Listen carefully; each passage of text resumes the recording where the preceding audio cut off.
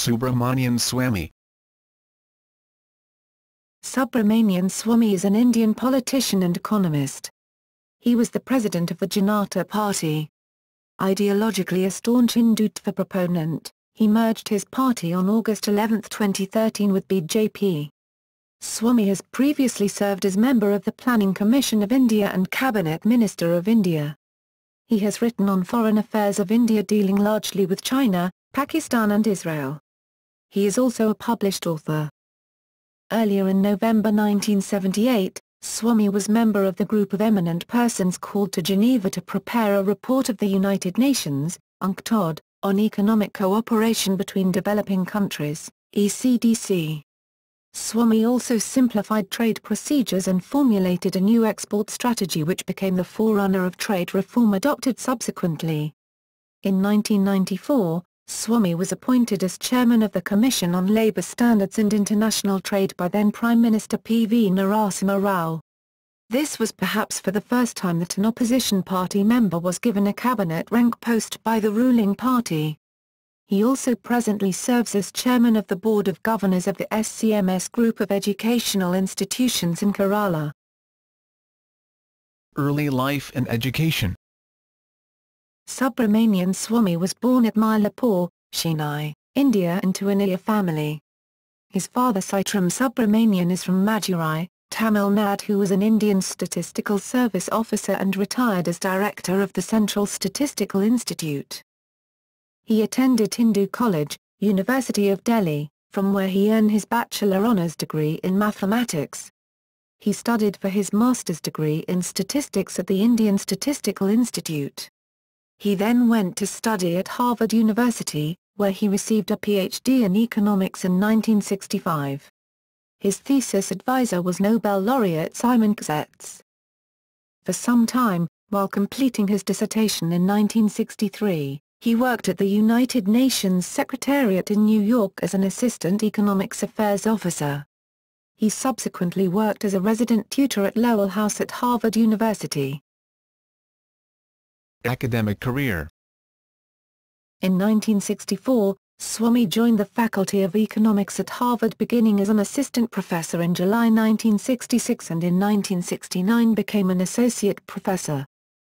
When he was associate professor, he was invited by Nobel laureate Amartya Sen for a professor's chair on Chinese studies at Delhi School of Economics. He accepted the offer.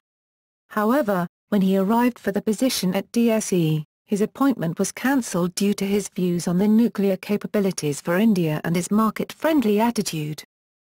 Thereafter, he moved to the Indian Institute of Technology, Delhi, and he was a professor of mathematical economics there from 1969 to 1991. He was removed from the position by its Board of Governors in the early 1970s but was legally reinstated in the late 1990s by the Supreme Court of India. He continued in the position until 1991 when he resigned to become a cabinet minister. He served on the Board of Governors of the IIT, Delhi, 1977-80, and on the Council of IITs, 1980-82. He taught economics courses in summer session at Harvard until 2011. In December 2011, the Faculty Council of the Faculty of Arts and Sciences removed his course from the Harvard Summer School offerings in response to a controversial article he wrote, effectively ceasing his employment at Harvard. Swamy now serves as chairman of the School of Communication and Management Studies in Kochi. Political career. Early politics. Swamy's career started with his involvement in Sarvodaya movement, which was an apolitical movement but which formed the foundation of the creation of Janata Party later. The real turn in his political career came after his sacking from IIT. Liberal economic policies put forward by him didn't go well with the then Prime Minister Indira Gandhi, who discredited him as Santa Claus with unrealistic ideas. As a result, he was expelled from Indian Institute of Technology. This marked the beginning of his active political career. Staunch opponent of Indira Gandhi and right-wing political party Jansangh sent him to Rajya Sabha, the upper house of Indian Parliament. He was elected Member of Parliament 5 times between 1974 and 1999. He has twice represented the city of Mumbai Northeast during 1977 and 1980, Uttar Pradesh and Tamil Nadu in the parliament.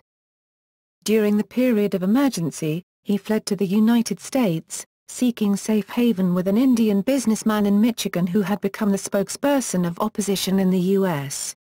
In 1976, when emergency was still in force and an arrest warrant issued in his name, he came to Parliament to attend the session and managed to escape India after attending the session. This act made him a hero in the eyes of opposition parties. He was one of the founding members of the Janata Party and has been its president since 1990. Minister of Commerce and Law of India. During 1990 and 1991, Swamy was a member of the Planning Commission of India and Cabinet Minister of Commerce and Law of India.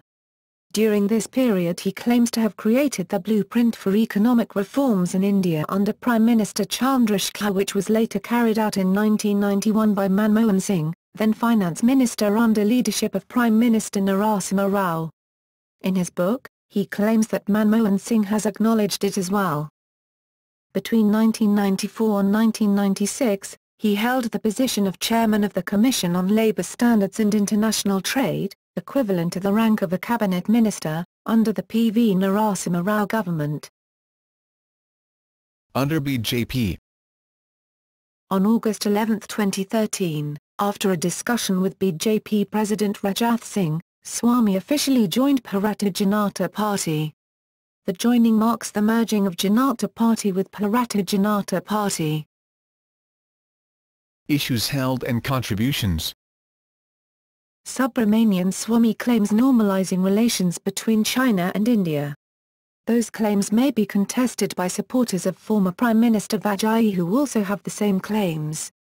According to Swamy, the proposal for normalizing and reopening of the Kailash Mansarovar pilgrimage route was announced in the meeting Swamy had with China's Supremo Deng Xiaoping in April 1981 and widely reported in the media then, but this issue too has other claimants as the main force behind the decision. In the speeches and articles of Dr. Swamy, he has expressed his admiration for Israel, and has credited its retaliatory capacity for its ability to survive in a hostile Arab environment. He made pioneering efforts at establishing diplomatic relations with Israel. In 1982, Swamy became the first Indian political leader to make publicized trip to Israel, where he met with some important Israeli leaders such as Yitzhak Rabin and then Prime Minister Menachem Begin. His efforts at normalizing relations with Israel have borne fruit now with India's decision in 1992 to open embassies in the respective countries. Swamy on several occasions had supported Sri Lanka for the war against LTTE and criticized as pro-Lanka by the opponents. In an interview to the Sunday Leader newspaper, he had said that the Indian government should attend CHOGM meeting at Colombo despite stiff opposition from Tamil Nadu politicians and putting the onus on the LTTE for human rights violations during the Sri Lankan civil war. Court petitions. For 15 years, he has been filing petitions in courts starting with the case against Jayalalitha in 1996. Phone tapping allegation. Swamy had released the letter alleging that former intelligence chief had asked to tap the phone of many politicians and businessmen in Karnataka. The then Chief Minister, Ramakrishna Hegde, resigned in 1988. Hegde then filed a case against him in 1989 and 1990. Hashimpura massacre. In 1987, when Muslim youths were killed under police custody, Swamy spoke against it and sat on a fast for more than a week in Jantar Mantar demanding the institution of an inquiry. After 25 years he started pursuing the case once again in court. Survivors and victims of the massacre have alleged that Swamy is using it to score political points. Rebecca John, counsel for the Hashimpura complainants, told Additional Sessions Judge Rakaside Tartha, who is conducting the trial in the case, that there is no other motive than politics behind Swamy's plea for further investigation and it would only further delay the trial. Questioning Swamy's locus to seek further investigation, John contended, "If we could see any other motive than politics, we would have stood behind him, Swamy. But we were the ones who fought for the victims, who went to the apex court and got the case transferred here. Where was he for 25 years? Role in exposing 2G spectrum scam. In November 2008, Subramanian Swamy amongst others wrote the first of 5 letters to Prime Minister Manmohan Singh seeking permission to prosecute A. Raja in regard to the 2G spectrum scam. However, Singh took no action, leading Swamy to file a case on his own in the Supreme Court of India regarding the matter, which then asked the Central Bureau of Investigation to produce a detailed report on it. He further called on the Indian government to re-auction the 2G spectrum without the involvement of Communications Minister Kapil Sibal. Swamy has raised allegations that Sonia Gandhi's sisters Anushka and Nadia have received 60% of the kickbacks in the 2G spectrum scam, amounting to $180 billion, $3.0 billion each. On April 15, 2011, he filed a 206-page petition with PM Singh seeking permission to prosecute Gandhi. In the petition, he claimed to have strong evidence of corrupt acts committed by Gandhi as early as 1972. He also raised doubts regarding her acquisition of Indian citizenship. At a lecture on corruption given on May 29, 2011, Swamy repeated his allegation against Sonia Gandhi, saying she has Rs 1 trillion, short scale, stashed abroad. Swamy filed documents in the court to prosecute Minister of Home Affairs P. Chidambaram by including a January 15, 2008 letter written by Chidambaram to Prime Minister Manmohan Singh. Swamy also placed on record the certified copy of the minutes of a meeting between Chidambaram, Raja and the Prime Minister during the tenure of Raja as the MOC and IT. Since criminal charges were filed against the accused, but no evidence was given by Swamy or the CBI, all the respondents have got bail as of July 2012. Sanction to prosecute Telecom Minister A. Raja. On January 31, 2012, the Supreme Court of India accepted Swamy's petition against the Prime Minister's office in the 2G case, saying that all public authorities should give a sanction within 3 months against any public official if a request is made for prosecution. The Supreme Court said that Subramanian Swamy had the locus standi to seek sanction from the Prime Minister for the prosecution of A. Raja in the 2G scam. Sanction by a competent authority for the prosecution of a public servant has to be granted within a time frame, the apex court said. Justice A.K. Ganguly said that the sanction would be deemed to be granted if competent authority failed to take a decision within 4 months.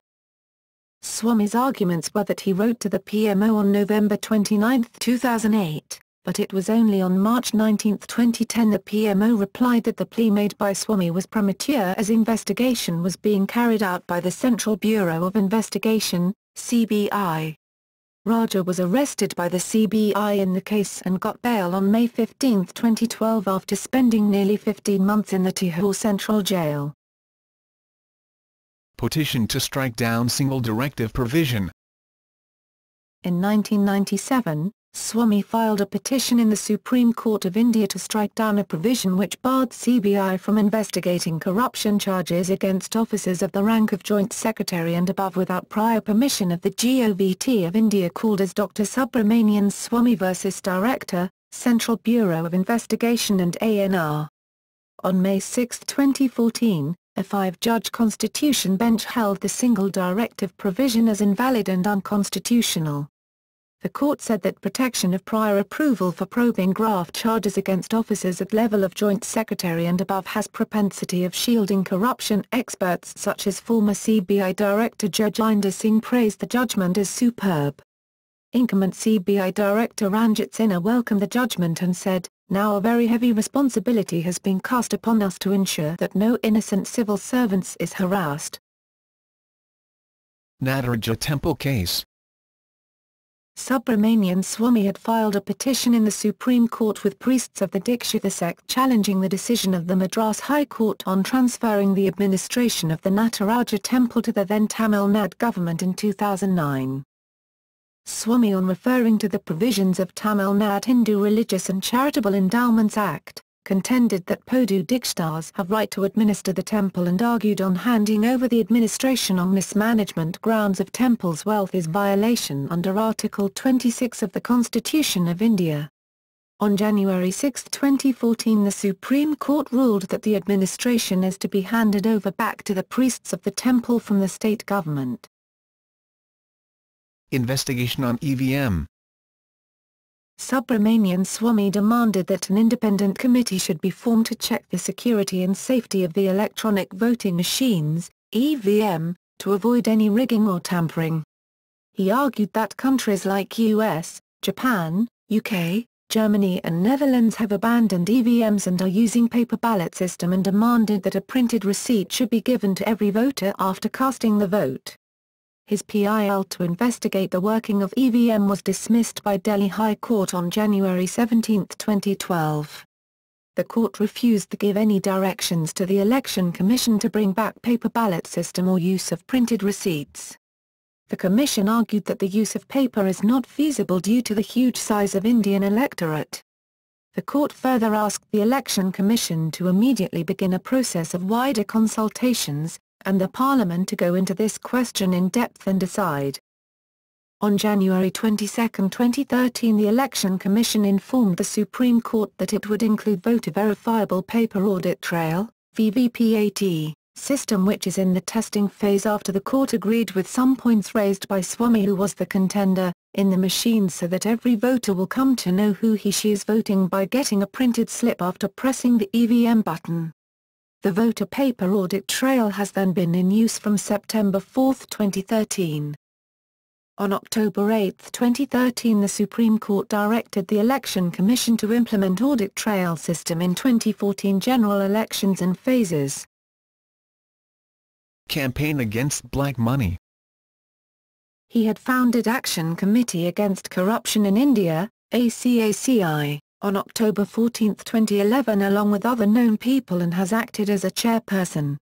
ACACI's goal is to take specific action against corruption at very high places of government and Indian black money stashed abroad. Views on Kashmir. In September 2008, Swamy stridently retorted against the contentions of some Indian columnists who voiced their opinions in favor of peacefully surrendering Kashmir to Pakistan. He said, Allegations against Nehru Gandhi family. Subramanian Swamy on Sonia Gandhi's false affidavit to Election Commission.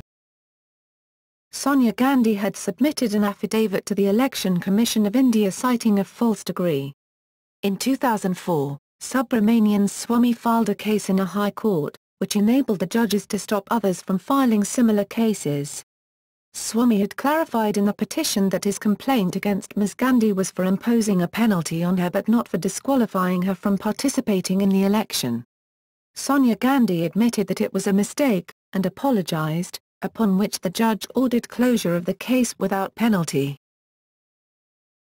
Claims about stopping Sonia Gandhi from becoming PM. Subramanian claims that after he wrote to APJ Abdul Kalam to stop Sonia Gandhi from becoming PM, Kalam spoke to Sonia and persuaded her not to become PM. But since 2004, Kalam has been denying via press conferences and interviews that he never spoke to Subramanian Swamy about her citizenship. Press records of Rashtrapati Bhavan prove that the then-President APJ Abdul Kalam never raised the issue of citizenship with Sonia. On May 19, 2004, Kalam's office issued a press release. It has been reported in a section of the press that the President APJ Abdul Kalam had discussed the citizenship issue with SMT Sonia Gandhi when she met him yesterday at Rashtrapati Bhavan. This is contrary to facts. It did not figure in the discussions at all. Press releases dating back to 2004 are unavailable on President of India's website. They were removed after the 2007 presidential elections. Press Information Bureau's link is as credible as original source. Media has provided interviews of APJ Abdul Kalam to make it clear. PM Nair, then Secretary to the President, in his book The Kalam Effect, My Years with the President reflects the same. In 2012, Media reported that Kalam in his book has said that he never spoke to Sonia Gandhi about her citizenship, and never backtracked from his stand of 2004. However, Subramanian Swamy has challenged the version of the former president. Unaccountable wealth against Gandhi family and the move to derecognize Congress Party. On November 1, 2012, Swamy alleged that both Sonia and Rahul Gandhi have committed fraud and land grabbing to a tune of $16 billion by acquiring a public limited company called Associated Journals Private Limited, AJPL, through their own private company, Young Indian. Through this they had got publication rights of National Herald and Kwame Awaz newspapers, with real estate properties in Delhi and Uttar Pradesh. The acquired place was intended only for newspaper purposes but were used for running a passport office, amounting to lakhs of rupees, it alleges. Swamy further added that Rahul Gandhi hid the facts in his affidavit while filing nomination for the 2009 Lok Sabha elections. Rahul Gandhi's office sent a letter to Swamy threatening legal action. It further alleges that on February 26, 2011 AJPL approved the transfer of unsecured loan of $900 million from the AICC at zero interest. Subramanian argued that it is illegal for any political party to lend money for commercial purposes as per Section 29A to C of the RPA, 1951, and Section 13A of IT Act, 1961, and demanded investigation by the CBI and seeking the recognition of the party by the Election Commission for using public money. On November 2, the party responded that the loan was given only for reviving National Herald newspaper with no commercial interest. Swamy decided to approach the Supreme Court challenging the Election Commission's decision to reject his petition to recognizing the Congress Party, while the Election Commission ordered the probe on November 17, 2012. On March 16, 2013, the Patiala House Court took cognizance of Swamy's claim. Swamy has been directed to testify on July 9, 2013 in front of the court. Article about 2011 Mumbai bombings. In response to the 2011 Mumbai bombings, he wrote an editorial in Daily News and Analysis, DNA, some of Swamy's controversial suggestions in the article. The Hindu is the target and that Muslims of India are being programmed by a slow reactive process to become radical and thus slide into suicide against Hindus, remove Article 370, and resettle ex-servicemen in the valley. Create Panam Kashmir for Hindu Pandit community. Look will create opportunity to take over Poke. If Pakistan continues to back terrorists, assist the Baluchis and Sindhis to struggle for independence, remove the masjid in Kashi Vishwanath temple complex, and 300 others in other sites as a tit for tat, make Sanskrit learning compulsory and singing of Vande Mataram mandatory, and declare India as Hindu Rashtra in which only those non-Hindus can vote if they proudly acknowledge that their ancestors are Hindus. Rename India as Hindustan as a nation of Hindus and those whose ancestors are Hindus. Enact a national law prohibiting conversion from Hindu religion to any other religion. Propagate the development of a Hindu mindset. Swamy had written a similar column in the New Indian Express after the 2008 Mumbai attacks. On August 3, 2011 the National Commission for Minorities decided to file criminal charges against Swamy for the article and promoting enmity on the basis of religion. On October 4, 2011 the Delhi police registered the case. Swamy was then granted police protection by the Delhi High Court. On January 30, 2012 Swamy was granted anticipatory bail by the court with the condition that he would not write such articles in future. Views on Tamil Nadu politics. Swamy is well known for his critical views against the government of Tamil Nadu and against the Aryan versus Dravidian politics of Faiyuri V. Ramasamy, calling it as the theory forwarded by the British. He is a staunch opponent of the Liberation Tigers of Tamil Eelam. He also urged the Indian government not to support the US-led resolution condemning war crimes in the Sri Lankan Civil War, citing it as one-sided and not in the interest of India. Swamy obtained Supreme Court stay against the implementation of Sethusamuthiram Shipping Channel Project, SSSCP. He believes that it would hurt the sentiments of people who believe that this shallow land connecting between Tamil Nadu and Sri Lanka was built by the Hindu god Rama. He strongly opposes the implementation of SSSCP, citing that implementing this scheme will be a criminal offence under Section 295 IPC. He wrote letters to Prime Minister of India in June 2009 asking him to stop the project. Family and personal life. Subramanian Swamy's younger brother name is Ram Subramanian and their mother is Padmavati. Subramanian Swamy married Roxana Swamy, a Parsi, in June 1966, whom he met at Harvard. Then she had obtained PhD in mathematics, who is presently an advocate at the Supreme Court of India. They have two daughters, Gitanjali Swamy, a private equity investment professional in the U.S., married to Sanjay Sarma, a professor at MIT, and Suhasini Haider, an anchor with CNN-IBN, married to Nadeem Haidar, SOAS alumni, son of Salman Haider, former Foreign Secretary and External Affairs Minister in 1997. Books, research papers and journals. Subramanian Swamy is a published author of several books, research papers and journals. A complete list of papers, books and journals is included below, to which he is the author. Books. Economic Growth in China and India, 1952-70, publisher, University of Chicago Press. ISBN 978-0-226-78315-4, Indian Economic Planning. An Alternative Approach, publisher, Barnes & Noble. ISBN 978-0-389-04202-0, Building a New India, An Agenda for National Renaissance, publisher, South Asia Books. ISBN 978-8185674-21-6, India's Labour Standards and the WTO Framework, publisher, Konark Publishers. ISBN 978-81-220-0585-1, India's Economic Performance and Reforms, A Perspective for the New Millennium, publisher, Konark Publishers. ISBN 978-81-220-0594-3, Assassination of Rajiv Gandhi, Unanswered Questions and Unasked Queries, publisher, Konark Publishers.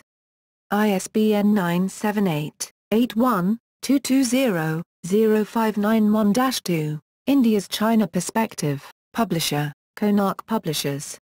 ISBN 978-81-220-0606-3, Financial Architecture and Economic Development in China and India, publisher, Konark Publishers. ISBN 978-81-220-0718-3, Trade and Industry in Japan, A Guide to Indian Entrepreneurs and Businessmen, publisher, Prentice Hall of India. ISBN 978-81-203-0785-8, Sri Lanka in Crisis, India's Options, publisher, Anand Publications. ISBN 978-81-241-1260-1, Kailas and Manasarova After 22 Years in Shiva's Domain, publisher, Allied Publishers, Hindus Under Siege, publisher, Anand Publications. ISBN 978-81-241-1207-6, Ramasetu, Symbol of National Unity, publisher, Anand Publications. ISBN 978-81-241-1418-6, Terrorism in India, A Strategy of Deterrence for India's National Security, publisher, Anand Publications. ISBN 978-81-241-1344-8, Corruption and Corporate Governance in India, Satyam, Spectrum and Sundaram, publisher, Anand Publications. ISBN 978-81-241-1486-5, 2G Spectrum Scam, publisher, Anand Publications. ISBN 978-81-241-1638-8, Electronic Voting Machines, Unconstitutional and Tamperable, publisher, Vision Books. ISBN 978-81-7094-798-1. Article, Research Papers and Journals. Article. Can India make it? India's Path to Sustained Growth, Publisher, Harvard Asia Pacific Review, Volumes 6-8 by Harvard University. Department of East Asian Languages and Civilizations, 2002. The Response to Economic Challenge, A Comparative Economic History of China and India, 1870-1952, Publisher, The Quarterly Journal of Economics, Volume 93 by Harvard University by the MIT Press, 1979. Research Papers. Economic Growth and Income Distribution in a Developing Nation, Publisher, Harvard University, 1965, Nuclear Policy for India, Publisher, Paratayana Sang Publication, 1968, Plan for Full Employment, Publisher, Paratayana Sang, 1970, Theoretical Aspects of Index Numbers, Publisher, Harvard Institute of Economic Research, 1985, Land Reforms, An Economist's Approach, Publisher, Deen Dayal Research